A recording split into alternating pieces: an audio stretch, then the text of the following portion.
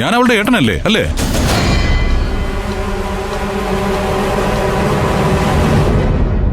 പിച്ചുവാ. എങ്ങോട്ടാ? പ്രിൻസിപ്പലിന്റെ മുറിയിലേക്ക്. ഏട്ടാ, നന്ദിനി പ്രിയങ്കയുടെ അഡ്മിഷൻ വേണ്ടെന്ന് വെക്കാനാ വന്നത്. ഇത്രയും കഷ്ടപ്പെട്ട് കിട്ടിയിട്ട്. എന്ത് കഷ്ടപ്പാട്? ഒരു ഫോം വാങ്ങി ഫിൽ ചെയ്ത് കൊടുത്തു. അതിൽ കൂടുതൽ എന്ത് കഷ്ടപ്പാട്?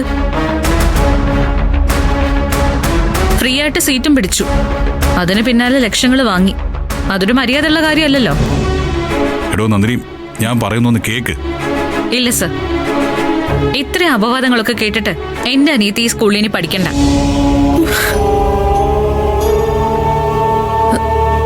ആരായാലും അവരുടെ ഉദ്ദേശം അത് തന്നെ ആയിരിക്കും. അവര് തന്നെ ജയിക്കട്ടെ.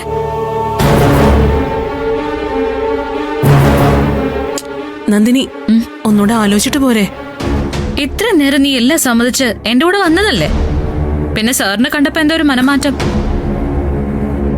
എന്റെ തീരുമാനത്തിൽ ഒരു മാറ്റവും ഇല്ല. ഞാനിവളുടെ TC വാങ്ങിക്കാൻ പോവാ.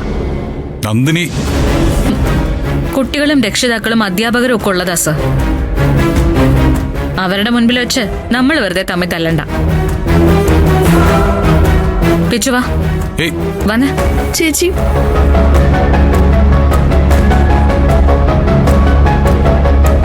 ഒരു രക്ഷയില്ലേട്ടാ. ഞാൻ പറയാവുന്നത്ര പറഞ്ഞു നോക്കി. പ്രിൻസിപ്പാളെ ഞാൻ കണ്ടിരുന്നു. അഡ്മിഷൻ ക്യാൻസൽ ചെയ്യാൻ തൽക്കാലം അവർ സമ്മതിക്കില്ല. ഓ, ആ ശരി, നീ അങ്ങോട്ട് ചെല്ല്. അവളുടെ മനസ്സ് വല്ലാതെ ഹേർട്ടായിട്ടുണ്ട്. അതുകൊണ്ടാണ് ഇത്ര വാശി. ചെല്ല്.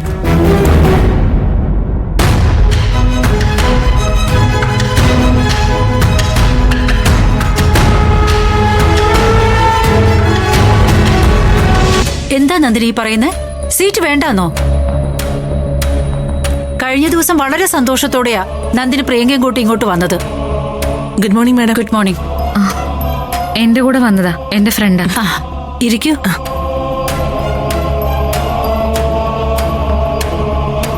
എന്തു പറ്റി നന്ദിനി?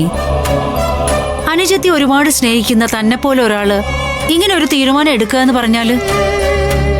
മാഡം എനിക്ക് സീറ്റ് തന്നത് അഡ്മിഷൻ ഫീസ് വരെ ഫ്രീ ആണെന്ന് പറഞ്ഞിട്ടല്ലേ?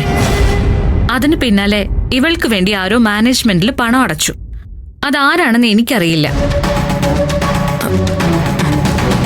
പക്ഷെ അത് എന്റെ കുടുംബത്തെയും എന്റെ ജീവിതത്തെയും വല്ലാതെ ബാധിക്കുന്നുണ്ട്. മാഡം, ആരാ ചെക്ക് ഹാജരാക്കിയെന്നറിയാൻ ഞങ്ങൾ എന്താ ചെയ്യേണ്ടത്? നോക്കൂ, അത്തരം കാര്യങ്ങളൊക്കെ മാനേജ്മെന്റിന്റെ ഓഫീസ് പ്രതിനിധികളോട് ചോദിക്കാനേ പറ്റുള്ളൂ. സാധാരണ സ്കൂളിന്റെ വരുമാന മാർഗങ്ങളുടെ സോഴ്സ് അങ്ങനെ പുറത്തു വിടാറില്ലെന്നാ തോന്നുന്നേ. എല്ലാം അക്കൗണ്ടബിൾ ആയിരിക്കും. പക്ഷെ ഇതിപ്പോ ഒരു ഡൊണേഷൻ എന്ന നിലയ്ക്കല്ലേ തുക ചെന്നിട്ടുണ്ടാവുക. അതിന്റെ സോഴ്സ് പറയണോ വേണ്ടയോ എന്ന് അവര് തീരുമാനിക്കും. എനിക്കറിഞ്ഞേ പറ്റൂ മാഡം. എനിക്ക് പ്രിയങ്കയുടെ TC ഇന്ന് തന്നെ കിട്ടണം, ആ പണവും. നന്ദിനി, പെട്ടെന്നുള്ളൊരു ആവേശത്തിന് താൻ ഇത്ര വാശി കാണിക്കരുത്. ഒന്നാമത് പ്രിയങ്കയുടെ TC ഇപ്പോ അനുവദിക്കാൻ നിർവാഹമില്ല. പിന്നെ രണ്ടാമത്തെ കാര്യം, ആ ചെക്കിന്റെ ഇഷ്യൂ. ഒരു കാര്യം ചെയ്യൂ, മാനേജ്മെന്റിന്റെ പ്രതിനിധിയുമായി ബന്ധപ്പെട്ടിട്ട് നന്ദിനി ആദ്യം അത് ക്ലിയർ ചെയ്യാൻ ശ്രമിക്കൂ. അതോടുകൂടി ഈ പ്രോബ്ലം തീരുവാണെങ്കിൽ വെറുതെ ഈ കുട്ടിയുടെ സാധ്യത ഇല്ലാതാക്കണ്ടല്ലോ. ഇല്ല മാഡം, സത്യത്തിൽ ഇത്ര ഒരു സ്കൂളിൽ പഠിക്കാനുള്ള ഒരു യോഗ്യതയും എന്റെ അനിയത്തിക്കില്ല. എന്നിട്ടും എന്റെ ആഗ്രഹം കൊണ്ട് ഞാനതിന് ശ്രമിച്ചെന്നേ ഉള്ളൂ. ഇനി അത് വേണ്ട മാഡം. ഓരോ അപവാദങ്ങളിൽ നിന്ന് മാറി നിൽക്കാനല്ലേ പറ്റൂ. ഇവളുടെ ഭർത്താവിന്റെ വീട്ടില് പ്രശ്നങ്ങളാണ് മാഡം. ഓ, സാധ്യത എന്തെന്ന് പരിശോധിച്ചിട്ട് മാഡം ഒന്ന് പറഞ്ഞിരുന്നെങ്കിൽ. TC തരാൻ പറ്റില്ല എന്ന് ഞാൻ പറഞ്ഞു. പണത്തിന്റെ കാര്യം അന്വേഷിക്കാനുള്ള മാർഗവും ഞാൻ പറഞ്ഞു. ഇതിൽ കൂടുതൽ ഞാൻ എന്തു പറയാനാ? മാനേജ്മെന്റുമായി സംസാരിച്ചിട്ട് കൃത്യമായൊരു തീരുമാനത്തോടെ നിങ്ങൾ വരൂ. നമുക്ക് വേണ്ടത് എന്താണെന്ന് വെച്ചാൽ ചെയ്യാം. ഓക്കെ മാഡം, ഇവളുടെ വലിയ ആഗ്രഹമായിരുന്നു ഇവിടെ പഠിക്കാന്നുള്ളത്. ഞാനും അത് വല്ലാതെ കൊതിച്ചു. പക്ഷെ ഞങ്ങക്ക് ഭാഗ്യമില്ല. ഓഫീസിൽ പോയ മാനേജ്മെന്റ് ആൾക്കാരോട് ഞാൻ സംസാരിക്കാം. പക്ഷെ അവരും ഇക്കാര്യത്തിൽ കൈമലർത്തിയാല് അതിലും കൂടി ആരെങ്കിലും പോയി കാണേണ്ടി വരും. അപ്പോ മാഡത്തിന് എന്നെ ഒന്ന് സഹായിക്കേണ്ടി വരും. ഇവിടെ പഠിക്കാൻ ആഗ്രഹിക്കുന്ന ഒരു കുട്ടിയുടെ അഡ്മിഷൻ മുടക്കാൻ വേണ്ടി ഞാൻ സഹായിക്കുക എന്ന് പറയുന്നത് വിചിത്രമായ ഒരു കാര്യമാണ്. എന്തായാലും നന്ദിനി പോയിട്ട് വരൂ. Okay madam.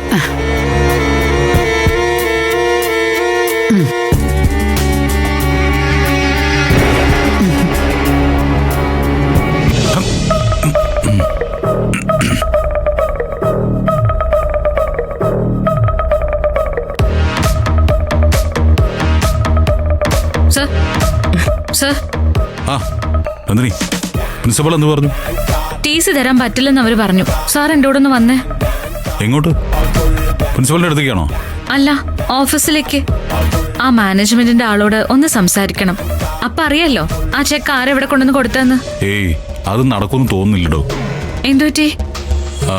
വീട്ടിലെ പ്രശ്നം വഷളായപ്പോ ഞാൻ ഓഫീസിൽ നിന്ന് മാനേജറെ കൊണ്ട് വിളിപ്പിച്ചിരുന്നു. അപ്പോ അവര് പറഞ്ഞത് ഡൊണേഷനെ കുറിച്ചുള്ള എല്ലാ വിവരങ്ങളും രഹസ്യമാണ്, പുറത്തു പറയാൻ പറ്റില്ലെന്ന്. സാർ എന്താ ഈ പറയുന്നേ? ഡൊണേഷൻ എന്ന് പറഞ്ഞു കൊടുത്തിരിക്കുന്നത് സാറിന്റെ കമ്പനിയിൽ നിന്നല്ലേ? അത് സാറിനോട് പറയില്ലെങ്കിൽ പിന്നെ വേറെ ആരോട് പറയാനാ? നന്ദിനി, പല മാനേജ്മെന്റുകളും പല രീതിയിലാണ് പ്രവർത്തിക്കുന്നത്. തനിക്കത് അറിയാഞ്ഞിട്ടാ. ശരി, അവരുടെ രീതി എന്താന്ന് വെച്ചാ അവർ ആ രീതിയിൽ പ്രവർത്തിച്ചോട്ടെ. പ്രിയങ്ക ഇവിടെ പഠിക്കുന്നില്ല എന്നുള്ളത് തീരുമാനിക്കാൻ എനിക്ക് പറ്റുമല്ലോ.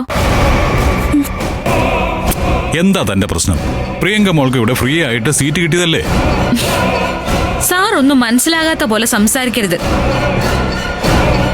ഒന്നെങ്കിൽ ആ ചെക്ക് ലീഫ് മോഷ്ടിച്ച് ആ പണം ഇവിടെ കൊണ്ടുവന്ന് കൊടുത്തത് ആരാന്ന് കണ്ടുപിടിക്ക്.